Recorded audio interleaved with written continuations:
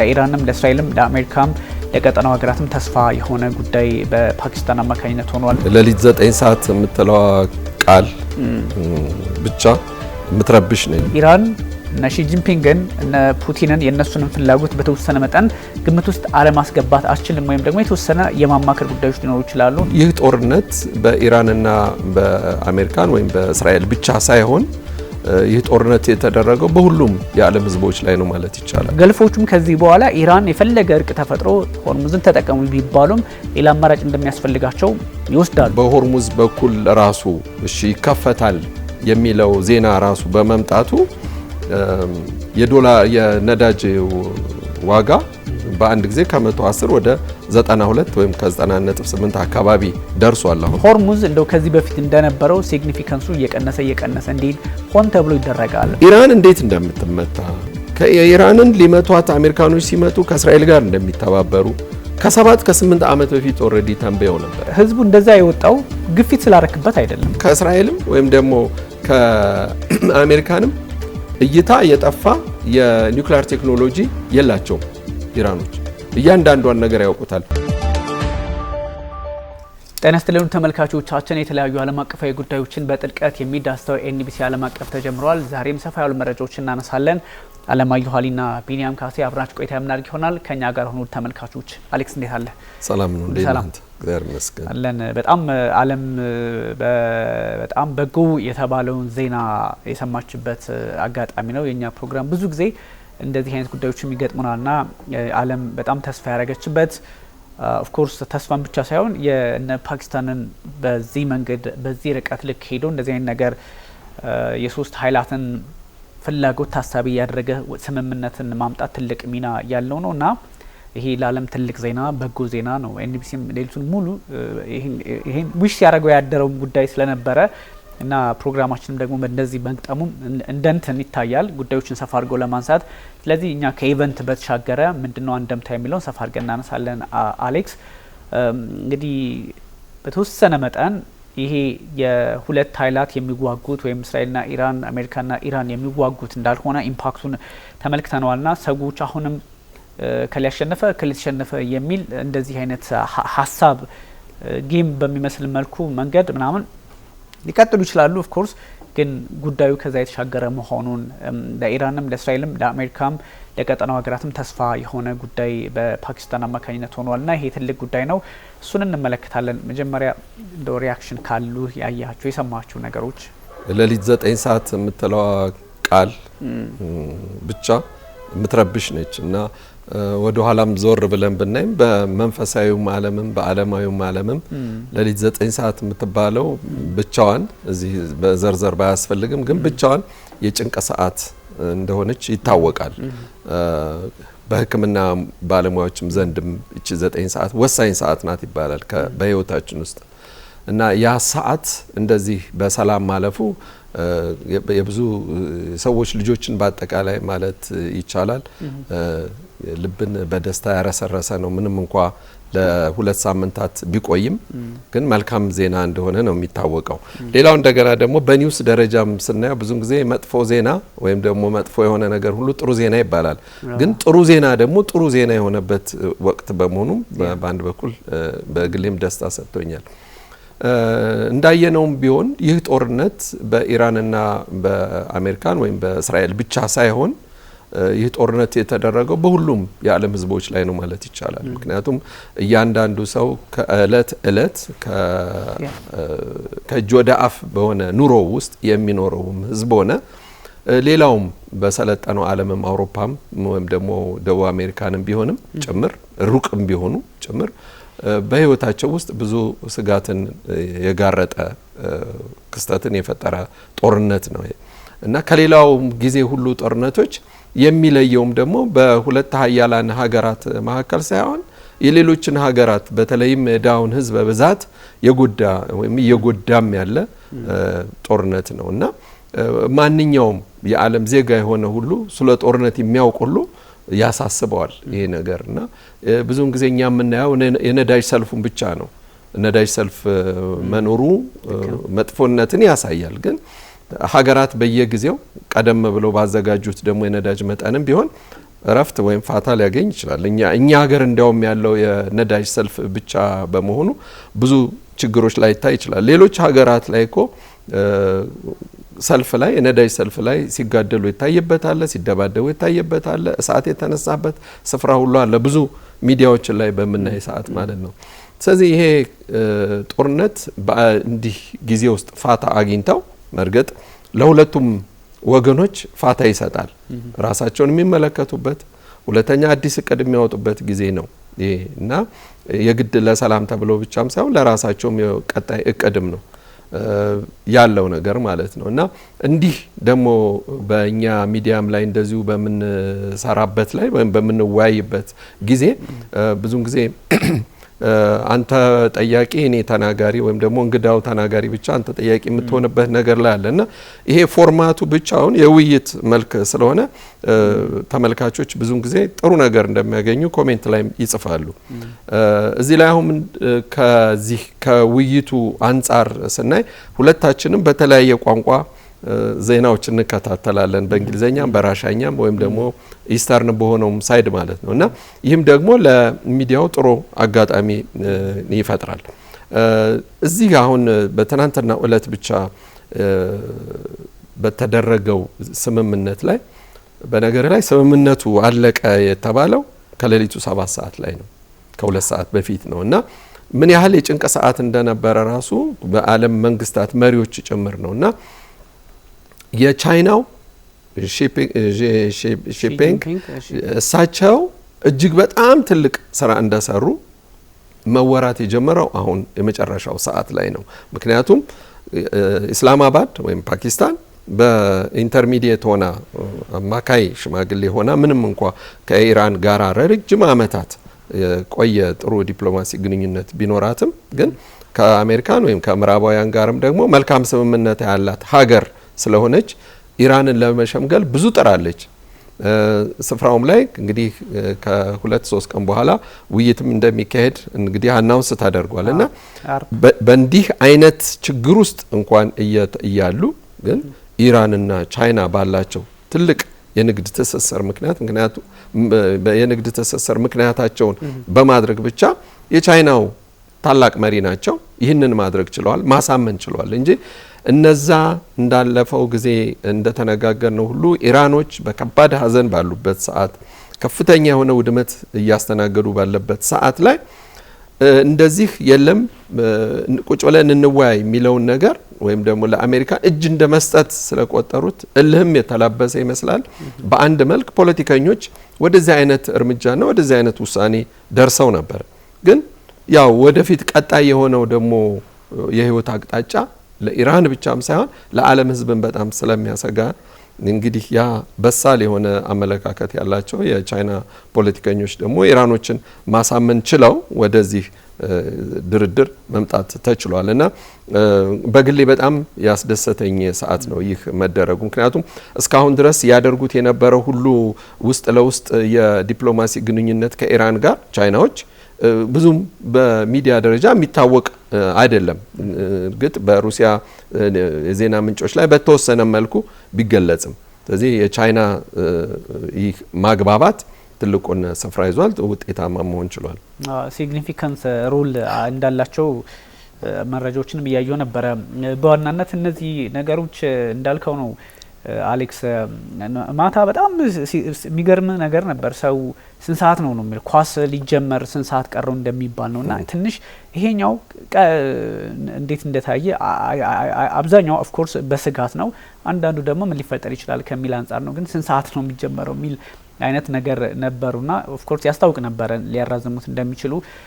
በተለይም ከ4 ሰዓት ጀምሮ የሚወጡ አንዳንድ መረጃዎችን በትክክል ለተመለከተ ሰው እንደዛ አይነት ትሬንድ ነበረው ኦፍ ኮርስ ሆኗልና እንደዚህ አይነት ጉዳዮች ዓለም ላይ ሲከሰቱ አሁን በጣም እንደው የሩሲያና ዩክሬን ጦርነት ከተቀሰቀሰ ወዲህ ያሉትን ዝም ብለ ስትመለከታቸው ጦርነት ሲቆም አናይም። ዝም ብሎ ሱዳን ላይ ብትሄድ እንደዚሁ ተባብሶ ቀጥሎ እዛው ሩሲያና ዩክሬን ላይ የጋዛውን ጉዳይ ስታነሳ የተለያዩ ቦታዎች ላይ ያሉ ጦርነቶችን ስትመለከት የመቋጨት ነገር የላቸውም። የሆነ እየተራዘመ የመሄድ ነውና እንደዚህ አይነት የተሰላቸ ባህሪ ያለበትም አውደ ተፈጥሯል ዓለም ላይ። ይሄ ባለበት ሁኔታ ይቆማል የዓለም ሰው አልነበረም።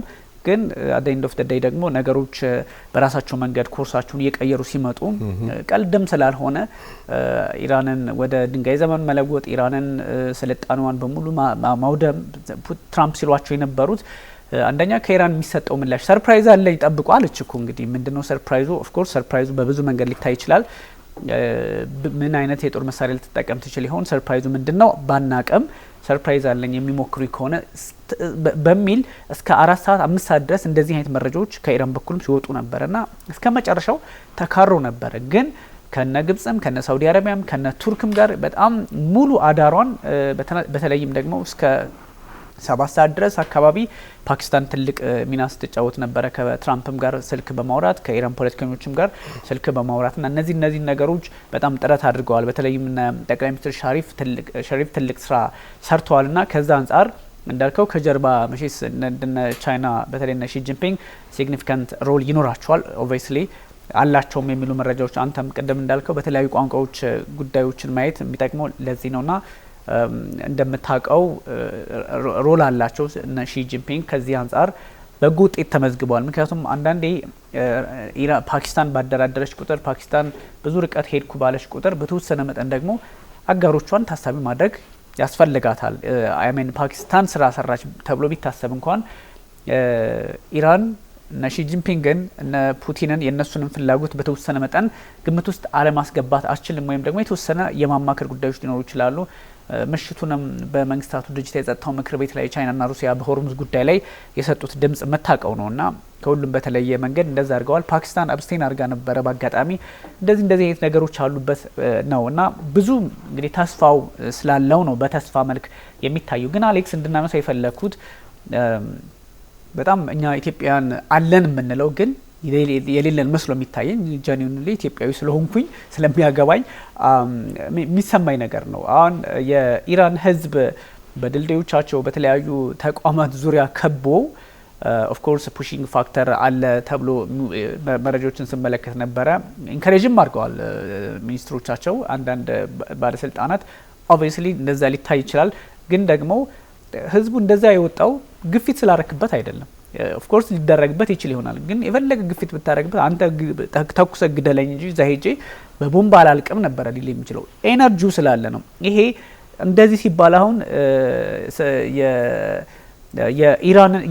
የኢራን መንግስት በጣም አንድሽ ችግር ያለበት ነው በቃ ቆጥረ ህዝቡን በዚህ ልክ ዋጋ ለምን ያስከፍለዋል ብለ ልተቸው የምትችለው መተቸትም ያለበት ዲፌንድም ያረገበት መንገድ ደግሞ እንደ አንድ ሉዓላዊ ሀገር ሆነ ስታስበው ትክክል ነው የምትልበት በሁለቱም መልክ ልታዩ የምትችል የህዝቡ ግን መንግስት ነው ነገ ይገለበጣል ነገ ላይ ቀጥል ይችላል እንኳን የነ ማሱድ ፔዜሽኪያን አስተዳደር ቀርቶ የነ ሰይድ አባስ አራግቺ አስተዳደር ቀርቶ የአያቶላው ኮንሰፕት እንኳን ላይ ቀጥል ይችላል በቃ ያቁታል ግን ኢራን ናት ቀጣይነት አላት ከሚል ኮንሰፕት ህዝቡ ወደ ጎዳና ወጥቶ ያው ኦፍ ኮርስ ካየር ላይ የሚወርድ ነገር ልትከላከለው ባትችልም ግን ፕሮቴክት እንዳረገ ነው የሚቆጠረውና ይሄ እኛ በብዙ መንገዶች ከዚህ በፊት የነበሩን ታሪኮች የሆነ ነገር ሲነካ የኢትዮጵያ ህዝብ ሆ ብሎ ይወጣል አገሩን ይጠብቃል የሚባለውን አይነት ሜንታሊቲ አይቻለውና እሱ ከህዝቡ አንፃር ፖለቲከኞቹ የራሳቸውን ጥቅምና ፍላጎት አላቸው እነሱም ደግሞ መንገዳቸውም ይታወቃል ይሄ ብዙ ነገሮች እኛ ሀገርም እያጣኑ ያለው ጉዳይ ሊሆን ይችላል ብዬ ከዛ አይነት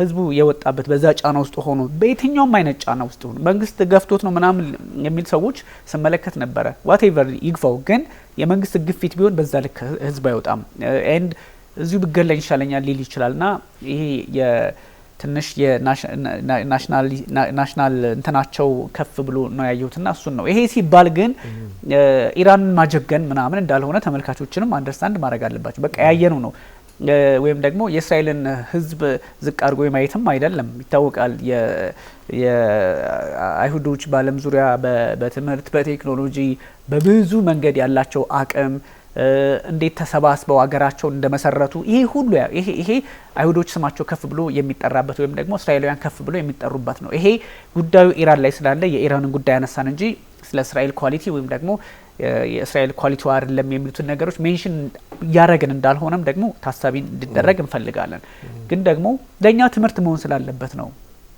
ከሚል አንፃር ነው እኔ የፖለቲከኞችን ጉዳይ ሌላ አይነት እንትንታኔ ስለሚፈልግ አሌክስ እዚህ ላይ ግን ሀሳብ ያስፈልጋል ትንሽ የሚያስፈራ ነው በተለይ ሴቶቹ በድልድይ ግራና ቀኝ የቆሙት አንደኛ ጥቁር ለብሰው ነው። እርግጥ እንደ ሌሎች አረብ ሀገራት ጥቁር የግድ መልበስ እንትን ምንድነው የኢስላሚክ የሆነ አለባበስ ግዴታ ያልሆነበት ስፍራ ነው እና የዘመናዊውንም ልብስ መልበስ ይችላሉ። እነዚህ ግን ወጣት ሴቶች በእድሜ የሚገፉ አዛውንቶችንም ጨምሮ ህፃናትንም ጨምሮ ጥቁር ልብስ ለብሰው ነው ሴቶቹ ግራና ቀኝ የቆሙት። ይህ ለዓለም ትልቅ መልእክት ነው።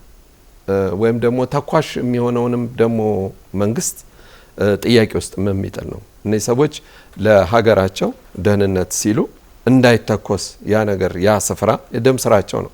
ድልድይ ከክልል ክልል የሚያሸጋግር ድልድይ፣ ሁለተኛ እንደገና ደግሞ ያንን የኤሌክትሪክ ስቴሽን ወይም ደግሞ ሰብስቴሽንም ሊሆን ይችላል ያንን ዙሪያውን ከበው የሚቆሙበት ዋናው ምክንያት ያላቸውን ህልውና በቃ ከዚህ በኋላ ህልውና የለንም በቃ የህልውና ጥያቄ ነውና ከዚህ በኋላ መኖር አንችልም።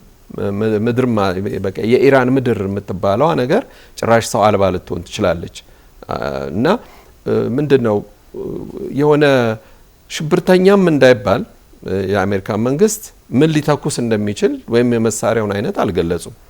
ግን 90% እርግጠኛ ሆነን ልንናገር የምንችለው ኒውክሊየር ቦምብ ነው ሊጥሉ የሚችሉት። ስለዚህ ያ ነው ወደ ትቢያነት ሊለውጥ የሚችለው ተብሎ የሚታሰበው። ቦምብ እንኳን የኒውክሊየር ቦምብ እንኳን ጥራው ያላስብም። አይ እሱ እንኳን በንከሮቹ ያወድሙታል። በንከሮቹ ምናምን ተደርጓል እኮ ተደርጎ እስከ 60 ሜትር ድረስ 190 ሜትር ድረስ ተኪዷል። ሊኬድ ይችላል አይታወቅም ማለትም አይደለም። ግን ከላይ የሚተኮስ ግን አቶሚክ ቦምብ ግን አዲስ ታይም አንደኛ ደግሞ ሪስፖንሲብል ነኝ ብላ የምታስብ ሀገር ሲቀጥል ደግሞ የአሜሪካ ኮንግረስም የዋዛ አይደለም ፕሬዚዳንት ዶናልድ ትራምፕን አይለቃቸውም ሪፐብሊካኖቹም አይፈቅዱላቸውም ከሚል የራሴ ሀሳብ ነው።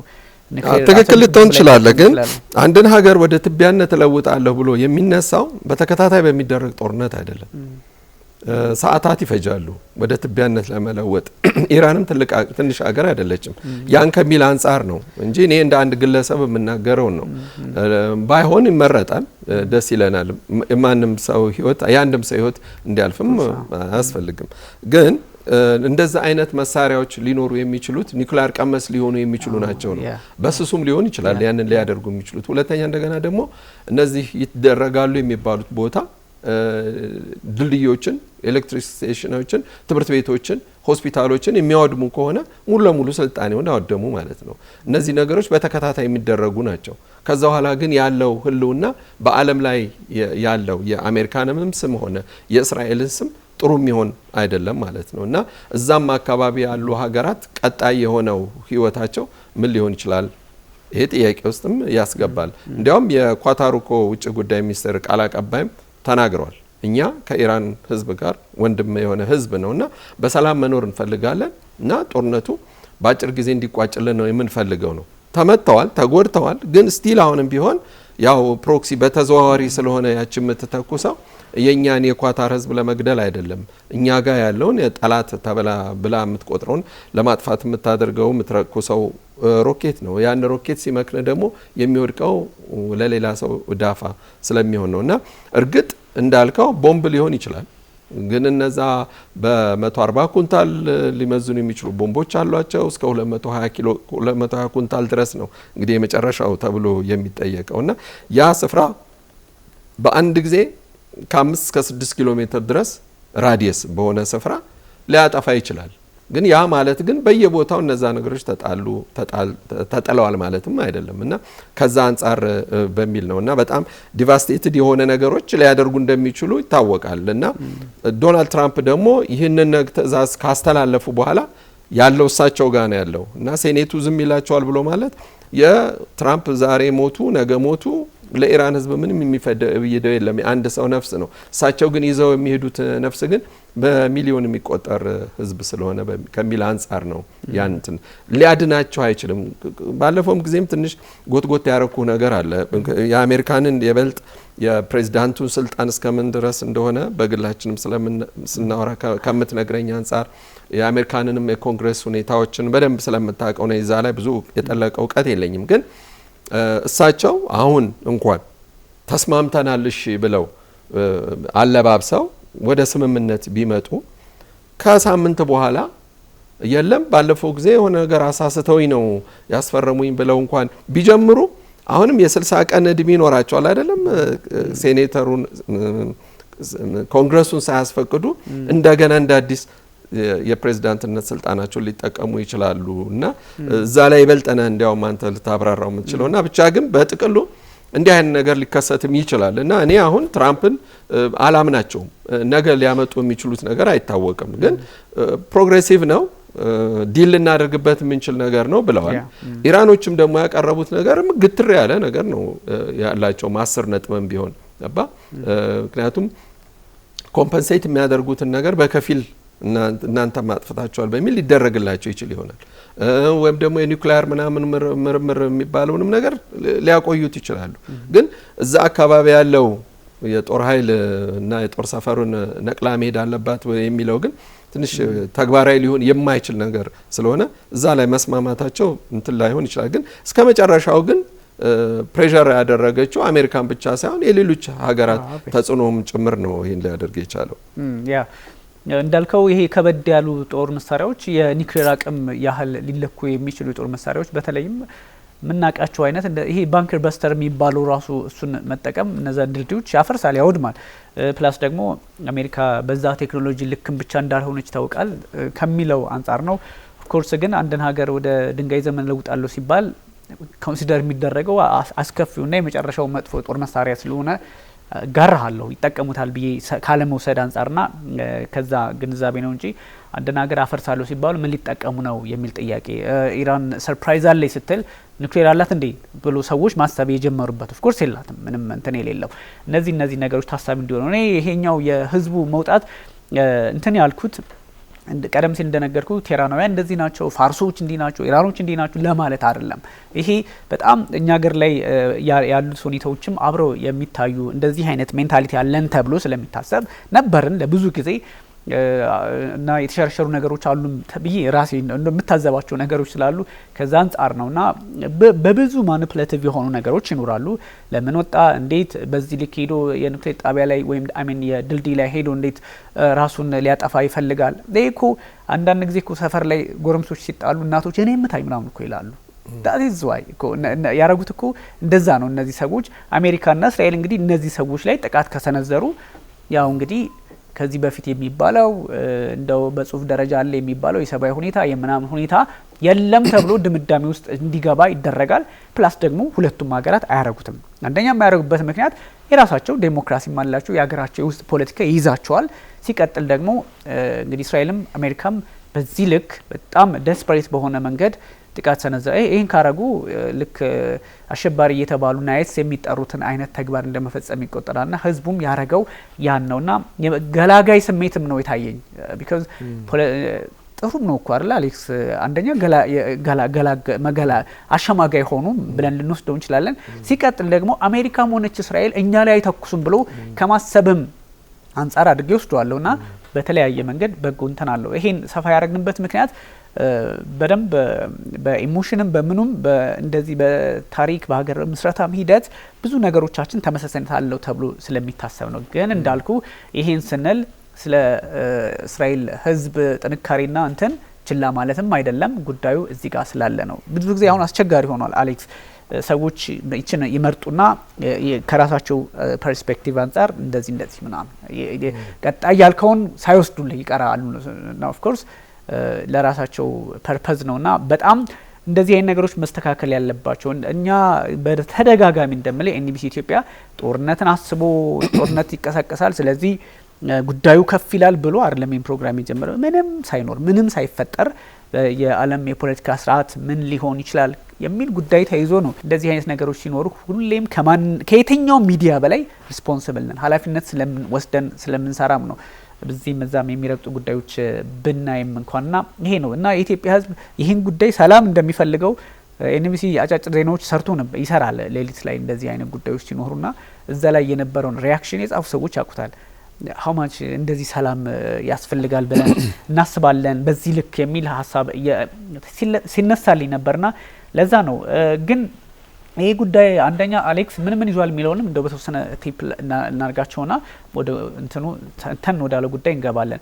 እንግዲህ በዋነኝነት ትልቁ ነገር አርብ እንግዲህ ጄዲ ቫንስና የአፈ ጉባኤው ጋሊባፍ የሚባሉት የኢራን ፓርላማ በኢስላማባድ ተገናኝተው እንግዲህ በዚህ ጉዳይ ላይ ለሚቀጥሉት 2 ሳምንታት የሚቀጥልበትን ሆርሙዝም የሚከፈትበት ኢራንም ላይ ጥቃት የማይሰነዘርበት ሁለቱንም ስምምነት ተደርጎ ይቀጥላል ተብሎ ይወሰዳል።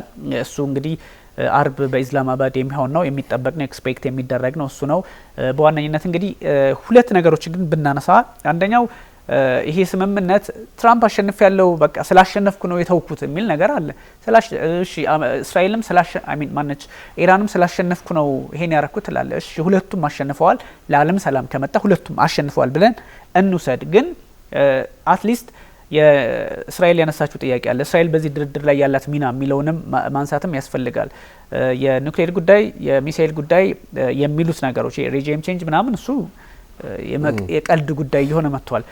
ስለዚህ ትልቁ ነገር ኢራን ያቀረበችላቸው ኦፈር ከዚህ ከ10 ፖይንቶችም ኒውክሌር ፕሮሰስ የመያዝ ፍላጎት የለኝም የሚለው ትልቅ ድል ነውና እሱ ከአሜሪካ ጦርነቱን ከቀሰቀሱበት ፍላጎታቸው አንጻር እንደ ስኬት ይወሰዳል። ከዛ ውጭ ግን የሆርሙዝን ጉዳይ ደግሞ በምን መንገድ ላይ ያስቀጥሉት ይችላሉ የሚለው እየተነሳ ይገኛል።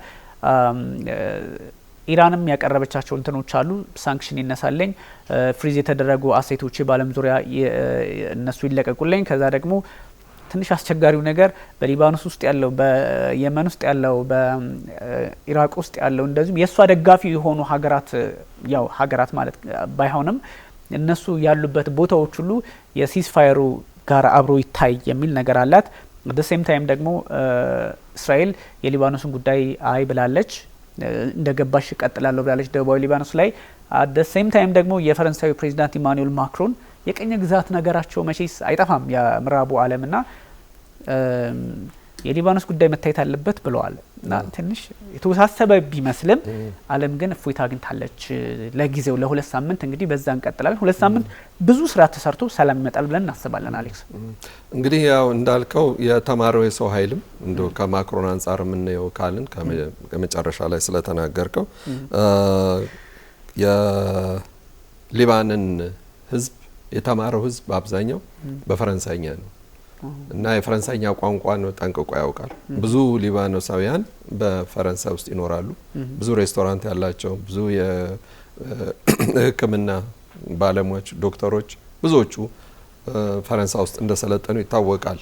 ከአሜሪካን ከእንግሊዝ የበለጠና ፈረንሳይ እርግጥ የምትተዋት ሀገር አይደለችም። የሊባኖስ ጉዳይ ያሳስባታል፣ ያገባታል ለማለት ፈልጌ ነውና አሁንም ቢሆን ማክሮን ያነሱትም ነገር ምን ያህል ጨብጠው ይጠጉታል የሚለውን ነገር ትንሽ አሳሳቢ ቢሆንም ምክንያቱም እንደሰማው ቀደም ትንሽ አንስተው ጉዳዩን ተው ነው እንጂ ማክሮን በቃ እንተና ከትራምፕ በተጻራሪ መልኩ ሁሉ ቆሟል። ይሄን ጦርነት ሁሉ አልፈልግም እስከ ማለትና በተወሰነ መልኩ ይሄ ምንድነው የፖለቲካ ዲሲፕሊን የሚባላል ወይም የፖለቲከኞች አይደለም ኦፊሻሊ ላትናገረው ይችላል፣ ግን ሙሉ ለሙሉ በቃ የጅል ስራ ነው ትክክል አይደሉም የሚለውን ነገር ሁሉ አናውንስ አድርገዋል ከአንድ 2 ቀን በፊት ማለት ነው። ስለዚህ እንዳልከው የሊባኖስ ጉዳይ እስራኤል ያው ሄዝቦላ እዛ ስላለ ሄዝቦላን እስከማጠፋ ድረስ የሚለው ነገር ነው እና ያ ጋዛ ላይ የነበረው ሲናሪዮ አሁንም ሊባኖን ላይ እንዲፈጸም ነው የሚፈልጉት በዚህ በእስራኤል በኩል ያሉት የጦር አመራሮች እና ያን በሌላ መልኩ መያዙ እርግጥ ሌላ አሸማጋይ ያስፈልገዋል። ግን አሁን ከኢራንና ከእስራኤል ጦርነት ግን ውጪ መታየት ያለበት ጉዳይ ነው። የተባበሩ መንግስታት ጉዳዩን ሊይዘው ይገባል። እስካሁን ድረስ ብዙም የተደረጉ ጥረቶች የሉም ከፈረንሳይ ያገባኛል ብሎ ከመናገር ወይም ደግሞ ከመጨቅጨቅ ውጪ። ምክንያቱም ሄዝቦላዎችም ራሱ ከፍተኛ ኃይል አላቸው፣ በደንብ ጥቃትም እያደረሱ ነው። በሁለቱም በኩል የደረሰው ጉዳት ባይገለጽም ለማለት ነው እና ወደ ዋናው ጉዳይ ስንመጣ ግን ወደ ሆርሙዝ ነው የምንመጣው እና አሁን በሆርሙዝ በኩል ራሱ እሺ ይከፈታል የሚለው ዜና ራሱ በመምጣቱ የነዳጅ ዋጋ በአንድ ጊዜ ከ110 ወደ 92 ወይም ከ90.8 አካባቢ ደርሷል። አሁን በትናንትናው ሌሊት ማለት ነው። ሁለተኛ እንደገና ደግሞ በአክሲዮን ደረጃም ራሱ በሚሸጠው የስቶክ ማርኬት ላይ ራሱ ገኖ የነበረው ራሱ ወደ 18% እንደዚህ አካባቢ ቀንሷል። የስቶክ ማርኬት ላይ ያለው ማለት ነው። ምክንያቱም ከፍ ሲል ምን ጊዜም ገዢ አክሲዮን ገዢው ይበዛልና ማለት ነውና በዛው መጠንም ደላሎችም በዛው ብዙ ብር የሚሰሩ ብዙ ዶላር የሚሰሩበት ነውና ያም መቀነሱ ራሱ ወደፊት እቺን የ10 ቀን የ2 ሳምንት ጊዜን ብቻ ራሱ ብዙ ሀገራትን እንትን ሊላቸው ይችላል። ሁለተኛ እንደገና ደግሞ አሁን ወደ ሆርሙዝም ሰርጥም እየተመመ ያለው ራሱ የመርከብ ብዛት ቀላል የሚባል አይደለም እና እርግጠኛ ነኝ ደግሞ የዚህ የ2 ሚሊዮን ዶላር ክፍያ በእንትን ያለው እስካሁን ድረስ አልተነሳም። እስከ ጧት ድረስ እሱ ነበር ያሳስብ የነበርና በነገር ላይ ደግሞ ኦማንም ለካ እዚህ ክፍያ ውስጥ አለችበት። ኢራን ብቻ አይደለችም። 1 ሚሊዮኑ የኢራን ነው፣ 1 ሚሊዮኑ የኦማን ነውና ይሄ ትንሽ መለወጥም ያለበት ነገር ነው በአንድ በኩል ነው። ያልበለዚያ ግን ሆርሙዝን አሁንም ቢሆን በበላይነት እኔ ነኝ የምቆጣጠረው የሚል ነገር ሊሆን ይችላልና ግልጽ ነው። የሚገባው መርከብ ይታወቃል። ግን ሰላማዊ የሆነውን ነገር በዚህ በ15 ቀን ውስጥ የምናየው ነው የሚሆነው። የሆርሙዝ አሁን ባለው ሁኔታ እንግዲህ ለሚቀጥሉት 15 ቀናት ባይዘው ኢራን የማትፈልገው ማለት አይደለም፣ ከፍታ ሰላም እንዲጠነክር ትፈልጋለች። ከዚህ ቀደም የነበራት አቋም የረጅም ጊዜ ወይም ደግሞ ዘላቂነት ከሌለው አልደራደርም ነበረ። ስለዚህ ሁለቱም የመጡበትን መንገድ ማለት ነው። ትራምፕም ይቺ 9 ሰዓቷ ካለፈች ወይም ደግሞ በሷ ሰዓት ላይ ኦፍ ኮርስ 9 ሰዓት ተብሎ ጥቃት እስካልተፈጸመ ድረስ 10 ቀን ነበር የሰጡት። በ10 ቀን ውስጥ ጥቃት ሳይፈጸም ሲቀር ድርድሮች ሊቀጥሉ እንደሚችሉ ታሳቢ ይደረጋል። ምክንያቱም በትራምፕ ባህሪ 10 ቀን ከሰጡ በሶስተኛው ቀን ነበር የሚመቱት ከዚህ በፊት ካላቸው ልምድ። ይሄኛው ግን ጨርሰዋት የመጨረሻዋን ሰዓት 12 ምንድነው በእኛ 9 ሰዓት ላይ ምናምን የሚሉት ደጋግመው የሚናገሩት ነገር ዛቻቸው በተደጋጋሚ ሲሆን ያስታውቅ ነበረ። እንደውም አንድ ልጅ እያወራኝ ነበረ በዚህ መንገድ ከዚህ አንጻር ይታወቅ ነበረ። ምንድነው የሆርሙዝ ጉዳይ ግን ይቅርታ አድርግልኝና ከዛ ጋር ላስቆመና ከሌሊቱ 7 ሰዓት ላይ ግን በሁለት ተለያዩ ከተሞች ግን በጣም ከባድ ጉዳት ነው ያደረሱት። አፍተር ከእንትኑም በኋላ ተኩሶች ነበሩ። በነገራችን ላይ ስምምነቱ ትራምፕም ካሉ በኋላ ወደ ኢየሩሳሌምም የማን እንደሆነ ባይታወቅም ጥቃት ተሰንዝሮ ነበር። ምንም እንትን የላችሁም እንደውም ይሄ ስለዚህ የሆርሙዝ ጉዳይ ሜቢ ከዚህ በኋላ እንግዲህ 15 ቀን በሰላም ይቀጥላል ተብሎ ይታሰባል። ዳግም የመዘጋት እድል ከተፈጠረ ግን ትንሽ አስቸጋሪ የሚሆነው ወደ ኢራን ነው ሊሆንባት የሚችለው ዳግም የሚዘጋ ከሆነ። አንደኛ ትራምፕ ኦፍ ኮርስ የተካረሩ ነገሮች ከዚህ በኋላ ይቀጥላሉ ብዬ አላስብም። ነገሮች እንትን ሊሉ ይችላሉ። ግን ደግሞ ድጋም የሚዘጋ ከሆነ ኦፍ ኮርስ አይዘጋም ብዬ አስባለሁ። ምክንያቱም ኢነርጂውም አይመጣም አይደለ? ጦርነት እንደው በዚህ ልክ ሄደው ተኩስ አቁም ሲጀመር እኮ ፖዝ ሲደረግ እንደነ የሩሲያ ባህሪዋም ስለሆነ ጠንከር ብላ ሊቀጥሉ ይችላሉ እንጂ ተኩስ አቁም ከዛ መፍረስ ምናምን ሲኖሩ እንደ መጀመሪያው ዙር እንደዛኛው ፌዝ እንትን ላይ ሆን ይችላል። አሁን ይሄ ትንሽ ፋቲጉ ከባድ ይሆናል፣ መዳከሙ አስቸጋሪ ስለሚሆን ከዛ አንጻር ይታያልና ሜቢ የሆርሙዝ ግን አደጋ የሚፈጠርበት ይመስለኛል። በቃ ሲግኒፊካንሱ እንዲቀንስ ይደረጋል ብዬ አስባለሁኝ። ፖለቲካሊ የተለያዩ መስመሮችን በቃ ገልፎቹም ከዚህ በኋላ ኢራን የፈለገ እርቅ ተፈጥሮ ሆርሙዝን ተጠቀሙ ቢባሉም ሌላ አማራጭ እንደሚያስፈልጋቸው ይወስዳሉ። እነ አረብ ኤምሬቶች ኦፍ ኮርስ የተለየ አቋም ስላላት እነ ሳውዲ እነ ካታር እነዚህ ሀገራት ሌላ አማራጮችን የመውሰድ እርምጃ ውስጥ ይገባሉ። ስለዚህ ሆርሙዝ እንደው ከዚህ በፊት እንደነበረው ሲግኒፊካንሱ እየቀነሰ እንዲሄድ ሆን ተብሎ ይደረጋል። አንደኛ ጠቅላይ ሚኒስትር ቤንያሚን ኔታንያሁ ሲሉ ነበረ በዚህ የድርድር ሂደት ላይ ምን ያህል ተሳትፏል የሚለው ጥያቄ ብዙ ቢሆንም ግን አሜሪካ እስራኤልን ታሳቢ ሳታደርግ ተደራዳለች የሚሉ ሰዎች አሉ። እንደዛ አይሆንም።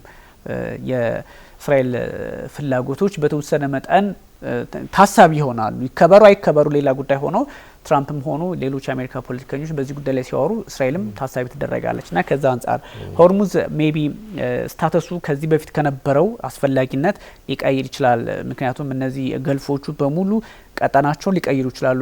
የሚያንቀሳቅሱበትን ሞር ወደ ቀይ ባህሩ እየዞሩ ወይም ደግሞ በሌላ አቅጣጫ የመሄድ እንትን ውስጥ ይገባሉ እንጂ በዚህ ልክ ነገ ስትፈልግ ምቆልፈው ምከፍተው እንትን እኮ ነው ያረጋችው ኢራን። ልክ ቤትን ከፍተ እንደምከፍት ዘጋለት ከፍታ እንደ በር አይነት ነገር። ስለዚህ ይሄ ነገር ኳታሮቹንም ሌሎቹንም ጨምሮ እንትን ነው በጣም። ግን ይሄኛው ድርድር ምን ያህል ገልፎቹን አሳትፏቸዋል የሚለውም ታሳቢ ይደረጋል። ኢራንንም እስራኤልንም ስንል ከዚህ አንጻር ነውና ሜቢ የሆርሙዝ ዳግም ከተዘጋ ጫና ወይም ፖለቲካው ሊቀየር አይችልም ባይዘጋም ኢቭን ከዚህ በኋላ ያለው ነገር እንደዚህ ይሰማኝ ዛጋ እንዲያውም አንድ አስተያየት እንድትሰጥበት የፈለኩት ነገር አለ ይበልጥ እዚህ ጋር በደንብ ብታብራራው ብዬ የምለው አንተም የዲፌንስ አሁን ወደ ኢስላማባድ ሄዶ መወያየት ብቻውን ከኢራኖች በኩል የተደረገ መልካም እይታ ነው ተብሎም ነው የሚታወቀው እንግዲህ ምንም ቢሆን ከጠላት ወገን ጋር በምትወያይበት ጊዜ ወይም በምትነጋገርበት ጊዜ ከከሌ ጋር ብለህ የምትለው ነገር አለና ዲፌንስ ራሳቸው ምክትል ፕሬዚዳንቱ እሳቸው በዚህ ጦርነት ጉዳይ ላይ ጠንካራ አቋም አይደለም ያላቸው ማለት ሙሉ ለሙሉ የአሜሪካው ነው የአሜሪካኑ ፕሬዚዳንት ጄዲ ቫንስ እሳቸው አሁን ይህን ጦርነት መካሄዱን በዚህ መንገድ ተካሮ መሄዱን የሚፈልጉ እንዳልሆነ ይታወቃል ኦፊሻሊ ልክ እንደ ማርኮ ሩቢዮ አይደሉም እሳቸው ሩቢዮ ሙሉ ለሙሉ የትራምፕን ሀሳብ ደግፎ የሚራመዱ ናቸው እና ከሌላው የአሜሪካን የዚህ የፖለቲካ አስተዳደር ለየት ባለ መልኩ ትንሽ እሳቸው ለስለስ ያለ ሳይድ ይዘው ነው እየተጓዙ ያሉትና አሁን እንዲያውም የእሳቸው ተወዳጅነት በጣም ጨምሯል በፊት ከነበራቸው 60-70% ድረስ የአሜሪካን ህዝብ ወደፊትም ተመራጭ ፕሬዚዳንት ሊሆኑ ይችላሉ የሚልም ነገርም አብሮት ነው ያለውና እሳቸው ጋር ምናልባት ፍሬያማ የሆነ ውይይት ሊያደርጉ ይችሉ ይሆናል ተብሎ ነው የሚታሰበው ቀደምም በኢስላማባድ ላይ ሲነጋገሩ ካሉት ተደራዳሪዎች መካከል አንዱ ከኢስላማባዱ ፊልድ ማርሻሉን የፓኪስታኑን ፊልድ ማርሻልም ጭምር ነው ያሳተፉት እዛ ጋር እንግዲህ የጦርነትን ሀያልነትም ስላካተተ ነው በሚል ነውና የዲፌንስ ወደ ኢስላማባድ መሄድና መወያየት መቻል እርግጥ እሳቸው ይሄን ራሳቸውን አሳልፈው እዛ ቦታ ላይ መገኘት ማለት ይሄ በዓለም ፖለቲካም ራሱ ትልቅ ስፍራ የሚያሰጣቸው ነው የሚለውን ለማለት ፈልጌ ነው ተደራዳሪ ቀይሯል ሁለቱም ሀገራት ኩሽነርና አንተናም ዊትኮፍ ግን ይኖራሉ ይመስለኛል አይደለም በዋነኝነት ግን ከዚህ በፊት የነበሩ ተደራዳሪዎች ለምሳሌ እነንተና ሰይድ አባስ አራግቺ ነበሩ አይደል በኢራን በኩል አሁን መሐመድ ጋሊባፍ ናቸው ቃል አቀባይ በዚህ በጣም ማውዝ ሆነዋል ኢራን መንግስት አፈጉባኤ ናቸው የፓርላማ ግን በጣም ትልቅ ስራ እየሰሩ የሚገኙት መሐመድ ጋሊባፍ ነው በተለይም ናቸው ከተወሰነ ጊዜ በኋላ በጣም ሃይሊ ኢንጌጅ አድርገዋል እሳቸው አሁን አዲስ ተደራዳሪ ናቸው በዚህ ጉዳይ ላይ ትራምፕም ከዚህ በፊት ፕሮፖዝ አድርገዋቸው ነበር ኦፍ ኮርስ በአሜሪካን በኩል የምታውቃቸው ነበሩ እነ ኩሽነርና እነ ስቲቭ ነበሩ እነ ዊትኮፍ አሁን ደግሞ እነ ጄዲ ቫንስ ናቸውና ትንሽ ለየት ያለ አክቹሊ ያው እንትን መቀየሩም ጥሩ ነው አደራዳሪዋ ኦማን ነበረች ኦፍ ኮርስ ከዛ ደግሞ አሁን ኢስላማባድ የመሆን እድሏን አግኝታለች ተደራዳሪዎቹም በአሜሪካን በኢራን በኩልም ያሉት የተለወጠ ስለሆነ የተወሰነ እንትንም ያሳያል ሜቢ እንደዚህ አይነት ነገሮች ድርድሮች ሲኖሩ የአሜሪካና የኢራን ብቻ ተደርጎ የሚወሰድ ከሆነ ነው አስቸጋሪው ይሄ ሁሉ ሲደበደቡ የከረሙት ገልፎቹ እነ ሳውዲ አረቢያ እነ ካታር እነ አረብ ኤሚሬቶች እነ ኩዌት በምን መንገድ ነው የታዩት የሚለውም ጥያቄ ያስነሳል ይሄኛው ሁሉም በአብዛኛው በነገራችን ላይ በአሜሪካ በኩል ያሉ ኃይላት ናቸው ተሳትፏቸው እስከምንድነው ሪፕሬዘንት ያደርገዋሉ የሚል ጥያቄ ሊነሳ አይደረጉም ማለት አይደለም ሀሳባቸው በትራምፕ ጉዳይ ላይ አይወከልም ማለት አይደለም ትራምፕ የሚያነሱት ሀሳብ እነዚህን ሀገራት ችላ ያለ ለኢራን የደገፈ እንደማይሆን ይታወቃል at the same time የኢራንም ጉዳይ የእስራኤልም ጉዳይ ይነሳል ልክ ኢራን እነዚህ የሊባኖስ ውስጥ ያሉ ኃይሎችን የመን ውስጥ ያሉ ኃይሎችን ኢራቅ ውስጥ ያሉትን በቀጠናው ሁሉ ያሉትን ከሷ ጋር የሚሰሩትን እነዚህ ሀገራትም ጥቃቱ መቆም አለበት የሚል ጥያቄ እንዳነሳችሁ ሁሉ አሜሪካም ለገልፎቹ በጠቅላላ ሚድል ኢስት ላይ ከሷ ጋር የነበሩ ወይም ደግሞ በሷ ምክንያት ሲመቱ የነበሩ እና የእስራኤልን ጉዳይ ታሳቢ እንደሚያደርጉት ማለት ነው እና እነዚህ ነገሮች ምናልባት የእስራኤል ጉዳይ በዚህ ጉዳይ ላይ እስራኤል እንግዲህ አንደኛ በተወሰነ መጠን አሁን የመውጣት ነገር አለ ሊባኖስ ላይ ያለውን ጉዳይ አልተውም ካለች ከስምምነቶቹ የተወሰነ ነጥብ የተወሰነ በነጥብ እንኳን ባይቀመጥ የመንካት ነገር የኢራን ፍላጎት የመነካት ነገር አለ ትራምፕ የሚያስቀምጡት ሀሳብ የመነካት ሊሆን ይችላል ሜቢ የእስራኤል ጉዳይ ትንሽ ትልል ይችላል አንደኛ ልታጠቃም ትችላለች ሶ እንዴት ይታያል የነዚህን አገራት እንትን እንግዲህ አሁን እስራኤል ይሄንን እስራኤልን ብቻ ሳትሆን እንደው ገልፎቹ ገልፍ እርግጥ እንዳልከው ምንድነው ኦሬዲ እንትን አድርገዋቸዋል ኦልሞስት አውትካስትድ ናቸው ማለት ይችላል ተገለዋል ገለል አድርገዋቸዋል አሜሪካኖቹ ምክንያቱም አሜሪካኖቹ ለሁሉም መላሾች ነን ከሚል አንፃር ማለት ነው ግን ሳውዲ አረቢያ አረብ ኤሚሬትስ እና ኳታር እንግዲህ ቢያንስ እንኳን አረብ ኤሚሬትስ እና ሳውዲ አረቢያ በዚህ ውይይት ላይ እንኳን ተሳታፊ ቢሆኑ ብዙ ጥሩ ነገሮች ሊኖሩ ይችላሉ ምክንያቱም በኢራን በኩል አሁን ይሄ ቦምብም ይጣል ምንም ይባል የከፋ ነገር እንኳን ይምጣ ተብሎ ቢባል አሁንም አሜሪካን ማነው ኢራን ልትተኩሰው የምትችልበት አቅጣጫ ሁለቱ ሀገራት ነው ሶስቱ ሀገራት ናቸው እስራኤል ሳውዲ አረቢያ እና አረብ ኤሚሬትሶች ናቸው አሁንም ቢሆን ስለዚህ ሳውዲ አረቢያ ላይ ደግሞ ያላት የቀራት ኢላማ ቢኖር የነዳጅ ማጣሪያው ነው ስለዚህ የዚህ የነዳጅ ማጣሪያ አካባቢ ወይም ደግሞ የነዳጅ ማዕድን ስፍራ ቢመታ አሁንም ዳፋው ለዓለም ህዝብ ውድቀት ነው የሚሆነው ስለዚህ በዚህ አንፃር ነው ምናልባት በዲፕሎማሲ ግንኙነት ውስጥ እነዚህ ሁለት ሀገሮች ያቀፈ ቢሆን የበለጠ ተመራጭ ሊሆን የሚችለው ግን አሁንም ቢሆን የምክትል ፕሬዝዳንቱ ወደዚህ ውይይት ውስጥ መግባት አሁንም ተደራዳሪ በመሆናቸው ከትራምፕ ጋር ያላቸውን ሁኔታ መገዳደር ሁሉ ይችላሉ በተወሰነ መልኩ ማለት ነው ቀደም ብለን በነበሩት ከሳምንታት በፊት ከሁለት ከሶስት ሳምንታት በፊት በመንወያይበት ጊዜ ውስጥ ኢራናዎች ራሳቸው የፖለቲካ ሁኔታቸው እምን ላይ ነበር ያን ያህል መረው አምረራው 4000 5000 የራሳቸውን ዜጎች ገደሉ በሚባልበት ሰዓት ሰላም አስከባሪ የኢራን ጦር ሰራዊት ወይም ፖሊስ እነዛን ሁሉ ያገሩን ዜጎች በሚጨርስ ሰዓት ኦሬዲ ዝም ቢሏት እንኳን በዛን ጊዜ ማለት አሜሪካኖች በጣም ከፍተኛ የሆነ ጉዳት ይደርሳል ራሱ በኢራን ላይ ማለት ነው አሁን ሬጂም ቼንጅ ብለው የጀመሩት ነገር እንደ መጀመሪያ ምዕራፍ ራሳቸውን እስኪያዘጋጁ ድረስ ነው እንጂ እርግጥ ይሄ ጦርነት እንደሚያካሂዱ አሜሪካኖች ያውቃሉ ቀደም ብዬ እንዲያውም በተደጋጋሚ ነግሬ የነበረ አንድ ፖለቲከኛ ነበሩ አሁን በህይወት የሉም ጂሪኖቭስኪ የሚባሉት ሰው ኢራን እንዴት እንደምትመታ ከኢራንን ሊመቷት አሜሪካኖች ሲመጡ ከእስራኤል ጋር እንደሚተባበሩ ከ7 ከ8 ዓመት በፊት ኦሬዲ ተንበየው ነበር በቃ ይሄ ሊሆን እንደሚችል የሚያስታውቅበት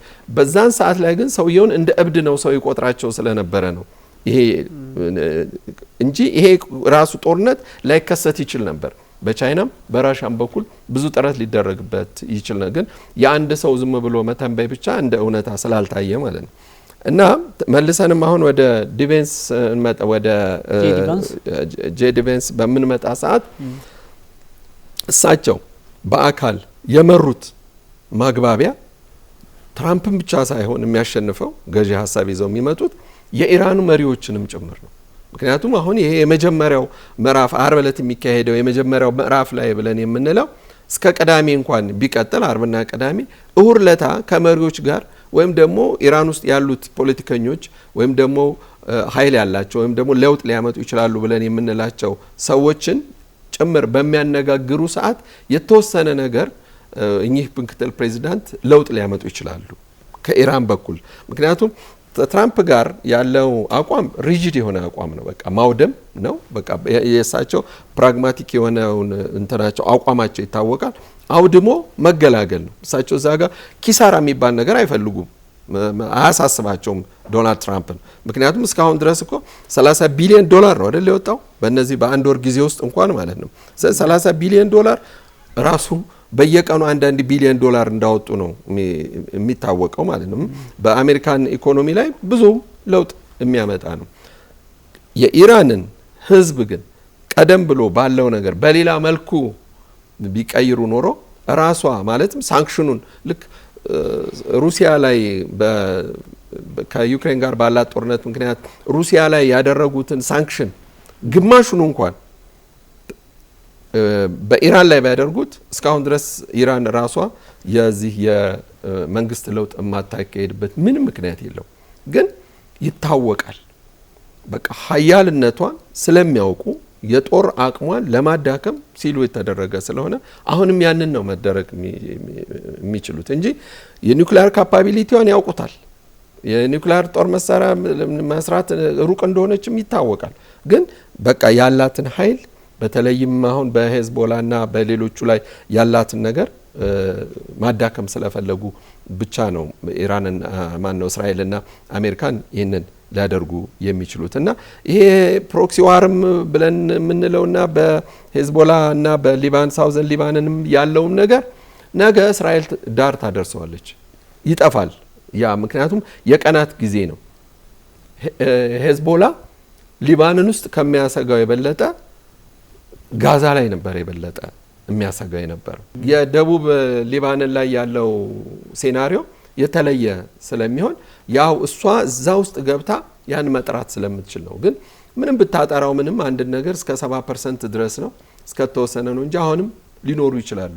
ግን ያው የሀያልነቷንና የኢራንንም ማዳከም ጭምር ስለሆነ ሁለተኛ እንደገና ደግሞ ቅድም መሰላቸት ያልከው ነገር የሊባንን ህዝብም እኮ ይሰለቻል። ታስታውስ እንደሆነ እኮ ለአመታት እንኳን የክርስቲያን መንገድና የእስላም መንገድ ተብሎ በ1980ዎች ውስጥ ከፍተኛ ጉዳት እንደደረሰባቸው የምታውቀው ነው። ትምህርትም ላይ የተማርከው ነገር ነው።